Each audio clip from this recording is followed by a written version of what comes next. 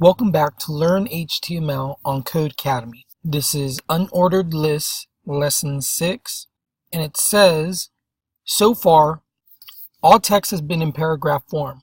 What if you want to display content in an easy-to-read list? In HTML, you can use an unordered list tag to create a list of items in no particular order. An unordered list outlines individual list items with a bullet point.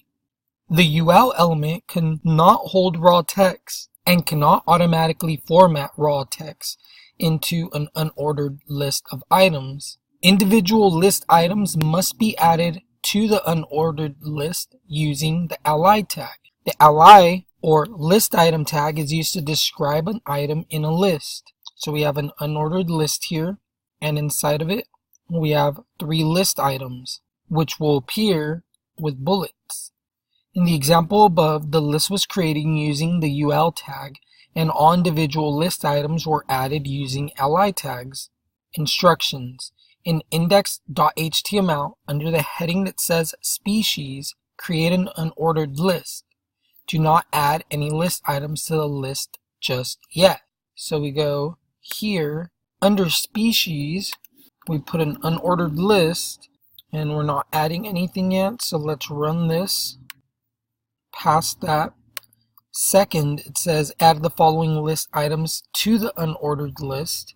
So if we go in here, we double space inside, we're putting 4 allies. Add them on one line. Either way, it works the same. So close that there, and do another one, and then close it there. Do another one, close that, and now Sony, extinct, and close. So let's run this. Past that.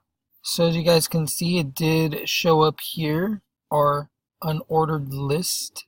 So let us continue. So ordered lists. Says, great job. Some lists, however, will require a bit more structure. HTML provides the ordered list for when you need the extra ordering that unordered lists don't provide. Ordered lists are like unordered lists, except that each list item is numbered. You can create the ordered list with the OL tag, and then add individual list items to the list using LI tags. So we have an ordered list, and this will just have numbers for each list item. Instructions. In index.html, under the heading that says countries with large brown bear populations, so under there add an ordered list. So that would be here, ordered list. Close our ordered list. We're not putting anything in it yet, so let's run it. Past it. Next, we're adding Russia, United States, and Canada into the ordered list, which is down here. Russia, United States, and Canada. Here, add a ally, Russia, close ally, ally, United States, close ally, and last, ally, Canada, and then close li. So if we run this, we should get 3 ordered list items here, and as you guys can see, we have our 3 ordered list items here. Let's continue. Next is images. All of the elements you've learned about so far, headings, paragraphs, lists, and spans, share one thing in common. They're composed entirely of text. What if you want to add content to your web page that isn't composed of text, like images? The image tag allows you to add an image to a web page. This is another example of a self-closing tag.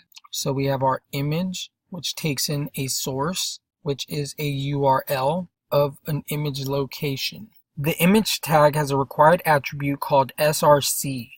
The src attribute must be set to the image's source or the location of the image. In this case, the value of source must be the uniform resource locator, or the URL of the image.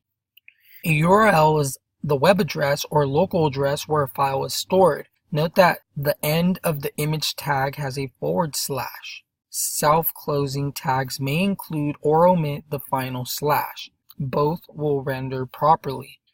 This example is our first mention of an attribute. However, the IDs that we added to our div tags earlier are also attributes. Attributes provide more information about an element's content.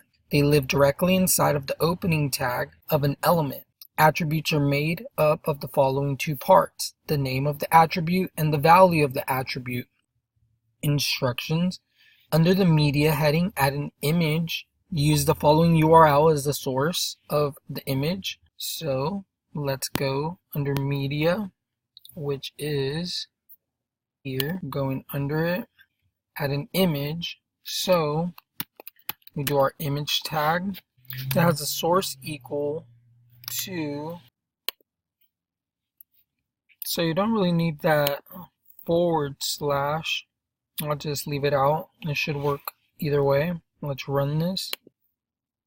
And now we have this cool image of this brown bear. So let's go next. That is including a media image. So image alts.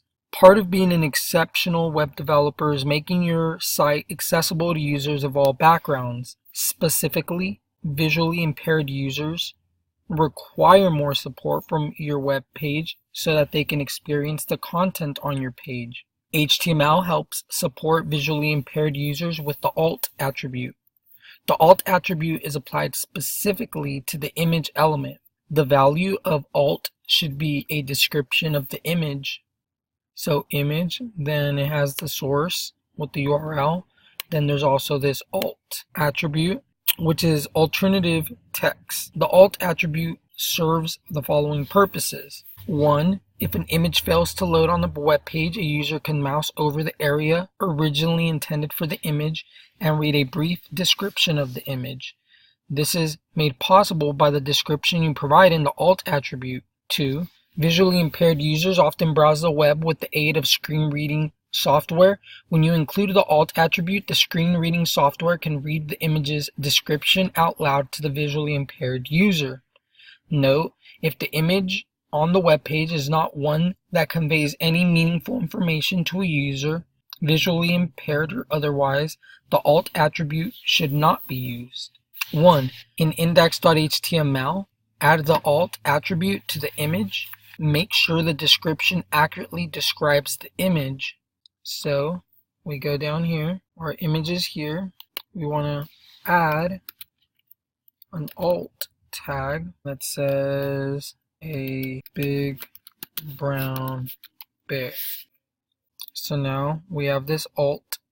So this again, let's run this. So that worked out. So if for some reason this wasn't to load, then we would be able to read the description that I wrote in the alt attribute, and that says a big brown bear.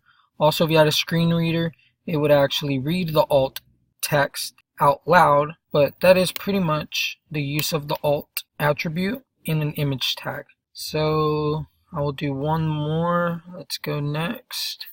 Next is videos. In addition to images, HTML also supports displaying videos. Like the image tag, the video tag requires a source attribute with a link to the video source. Unlike the image tag, however, the video element requires an opening and a closing tag. In this example, the video source is myvideo.mp4. The source must link to a video file, not to a video on another site. After the source attribute, the width and height attributes are used to set the size of the video displayed in the browser. The controls attribute instructs the browser to include basic video controls: pause, play, and skip. The text, video not supported, between the opening and closing video tags will only be displayed if the browser is unable to load the video. So under the image, add the following video. So we go over here. Down here, we're just going to add a video with a source equal to, we're gonna get that URL right now and paste it there, but this one does require a closing. So let's get this URL. Now if I zoom out, run this. Oh, we're forgetting our controls. Let's just copy this with 320, height 240, and then controls. Copy that. Go back down here. Put them after our source. So our source ends here. And then we put in a width, a height, and then our controls. So now we should be able to run this. And if we go down, we see our video player here with our play and our controls, even a download button. So that was including videos. So we went over 3 things in this video. We went through unordered list, ordered lists, images, and videos. Hope you guys enjoyed this. I'll catch you guys on the next one.